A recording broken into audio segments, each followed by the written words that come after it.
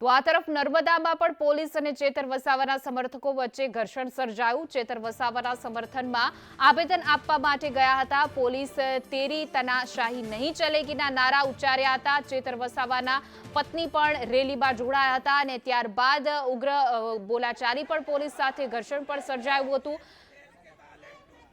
વધુ વિગતો સાથે અમારા સંવાદદાતા નરેન્દ્ર જોડાઈ ગયા છે। જે નરેન્દ્ર, પોલીસ અને આમ આદમી પાર્ટીના કાર્યકર્તાઓ વચ્ચે ઘર્ષણ સર્જાયું, શું છે વધુ વિગતો?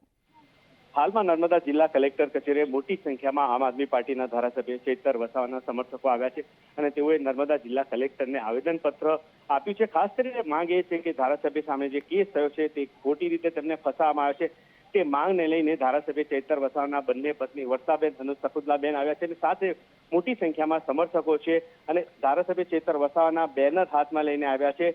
ન્યાય આપો, ન્યાય આપોના બેનર સાથે તેઓ મોટી સંખ્યામાં જોડાયા છે। એટલે કે ધારાસભ્ય ચેતર વસાવાના કેસમાં આજે મોટી સંખ્યામાં સમર્થકો નર્મદા જિલ્લા કલેક્ટર કચેરી આવ્યા છે અને ત્યાં તેઓએ આવેદનપત્ર આપ્યું છે અને માંગ કરી છે કે ધારાસભ્યને ખોટી રીતે ફસાવવામાં આવ્યો છે અને તેમની સામે જે કેસ થયો છે તે ખોટો છે।